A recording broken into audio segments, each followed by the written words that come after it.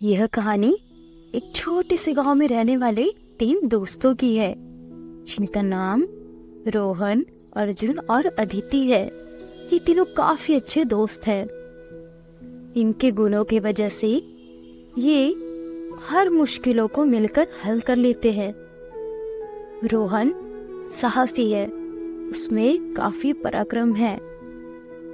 अर्जुन होशियार है, वो अपने दिमाग के अनुसार किसी भी बातों को जल्दी समझ जाता है। वो बिना तर्क लगाए किसी भी बातों पर विश्वास नहीं करता है। वह उस बात की गहराई में जाकर देखता है कि क्या सही है और क्या गलत। अदिति बहुत जिज्ञासु है, उसे नई चीजें सीखने में और उनके बारे में जानने में बहुत उत्सुकता होती है, और वो साथ ही उन चीजों की परख करना भी जानती है। बिना परख किए वो उन बातों को मानती नहीं है। वो पहले अपने तेज नजरों से उन चीजों को परखती है और फिर ही उसे मानती है। बसंत ऋतु का मौसम है और ये तीनों अपने स्कूल से लौटते वक्त मस्ती करते बातें करते आ रहे होते हैं और एक दूसरे को अलग अलग कहानियां सुना रहे होते हैं। तभी अर्जुन और अदिति अपने दादा दादी से सुनी हुई एक कहानी बताते हैं, एक पुराने और डरावने महल की, जिसमें एक घड़ी का राज छुपा हुआ है और ये महल इनके गांव में ही है। इस महल की बातें सुनकर इन तीनों के मन में उस घड़ी का राज जानने की उत्सुकता बढ़ जाती है और फिर तीनों सोचते हैं कि आखिर उस महल में ऐसा क्या है जो लोग डरते हैं। रात को रोहन, अर्जुन और अदिति ये डिसाइड करते हैं कि वो महल में जाके उस घड़ी का राज समझेंगे। आखिर लोग उस महल के बारे में ऐसी बातें क्यों करते हैं। महल बाहर से ही देखने में काफी पुराना और डरावना लगता है, जिसे देख ये तीनों काफी डर भी जाते हैं। लेकिन उन्हें उस घड़ी का राज जानने में जितनी उत्सुकता है, उसके आगे ये डर कुछ भी नहीं है। जैसे ही वे महल का दरवाजा खोलते हैं, उन्हें बहुत डरावनी आवाजें आने लगती है। चिड़िया काफी जोर जोर से चिल्ला रही होती है और साथ ही बहुत तेज हवा चलती है। उसके साथ साथ ही घर के दरवाजे भी हिलने लगते हैं। वे तीनों हिम्मत करके धीरे धीरे अंदर जाते हैं। वे तीनों आगे की ओर बढ़ते हैं। तभी उन्हें वो बड़ी सी पुरानी घड़ी दिखाई देती है। यह घड़ी पुराने जमाने में रहने वाली घड़ियों की तरह काफी बड़ी थी और यह अपने समय के अनुसार काफी पीछे चल रही थी। उसका समय वर्तमान समय के हिसाब से नहीं था। उस घड़ी से एक अजीब सी पुरानी आवाज भी आ रही है, जो कि घड़ी के कांटों से आने वाली आवाज से बिल्कुल अलग थी। रोहन उस घड़ी को हाथ लगाता है और उस घड़ी का कांटा घूमने लगता है। उसके घूमते ही उसमें से एक तेज रोशनी निकलती है और घड़ी की घंटी अपने आप बजने लगती है।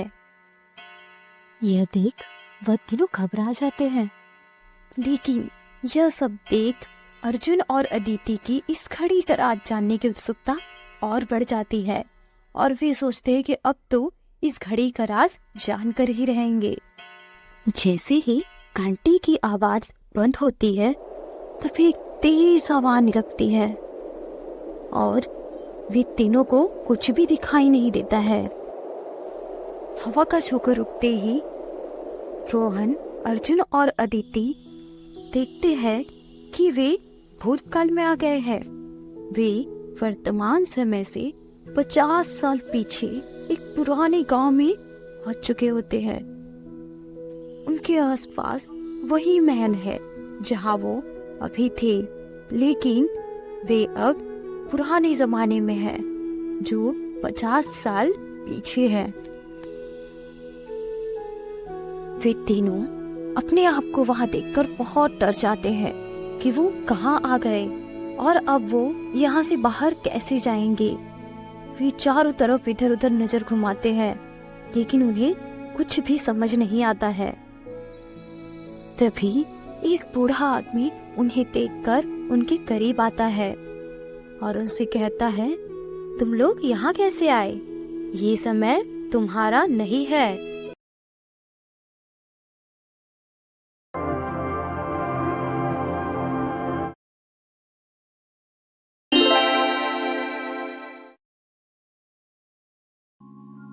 पहले एपिसोड में हमने देखा था कि रोहन, अर्जुन और अदिति उस पुराने गांव में ही फंस गए हैं और उन्हें समझ में नहीं आता है कि अब वो वहां से बाहर कैसे जाएंगे। तभी एक बूढ़ा आदमी उनके पास आता है और उन्हें अपने घर बुलाता है। उस बूढ़े आदमी का घर दिखने में अंदर से बहुत डरावना और भूतिया होता है।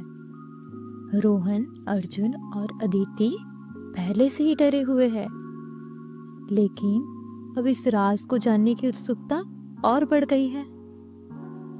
इस बूढ़े आदमी का नाम हुकुम सिंह है। वो उन तीनों से कहता है, तुम लोग वो घड़ी के पास क्या कर रहे थे? वो घड़ी सिर्फ कुछ खास लोगों को अपने वक्त में लाती है।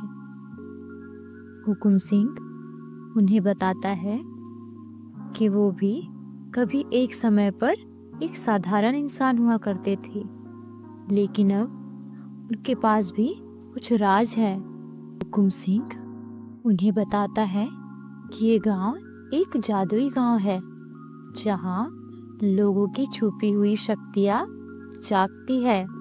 वो कहता है, यहाँ के हर कोने में छुपी हुई एनर्जी है जो तुम लोगों को अपनी असली शक्ति पहचानने में मदद करेगी।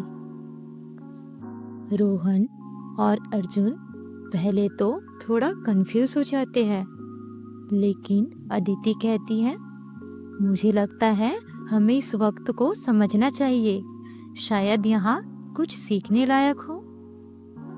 वे तीनों गांव में इस राज के बारे में जानने के लिए खोज करने निकल पड़ते हैं। उन्हें दिखाई देता है कि इस गांव में कहीं उड़ती हुई चीजें हैं और कहीं लोगों के साथ चमत्कारी चीजें होती है। किताबें और चीजें उड़ रही है।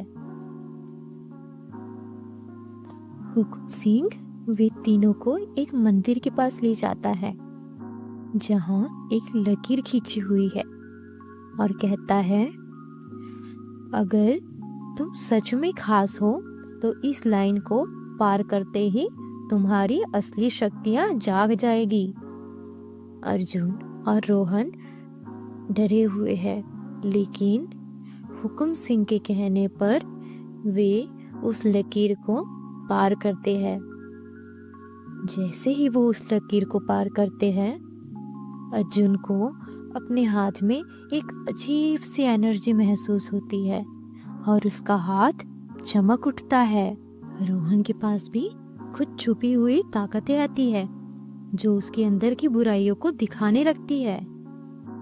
जैसे ही अदिति उस लाइन को क्रॉस करती है, उसे अपने अंदर एक अनोखी शांति और अंडरस्टैंडिंग महसूस होती है, जो उसे और ज्यादा होशियार और समझदार बनाती है। हुकुम सिंह उन्हें बताता है कि ये उनका पहला टेस्ट था और आगे और भी खतरनाक टेस्ट है जो उन्हें अपने वक्त में वापस भेजने में मदद करेंगे। हुकुम सिंह उन्हें एक पुराने किताब के बारे में बताता है, एक पुरानी कहानी जिसमें कहा गया है कि जो भी उस घड़ी के वक्त में फंस जाता है वो तभी वापस जा सकता है जब उसके दिल में सच्ची हिम्मत और वो अपने शक्तिशाली भाग को पहचान सके।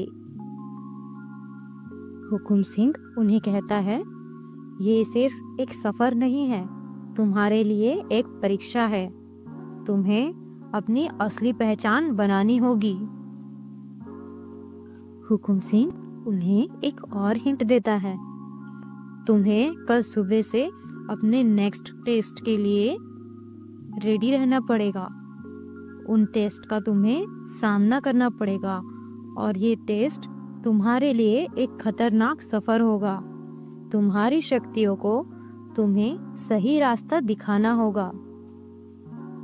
यह सब सुनकर वे तीनों को समझ आ जाता है कि ये सफर आसान नहीं होने वाला है, लेकिन वे तीनों उत्सुक भी होते हैं। सेकंड एपिसोड यहीं खत्म होता है।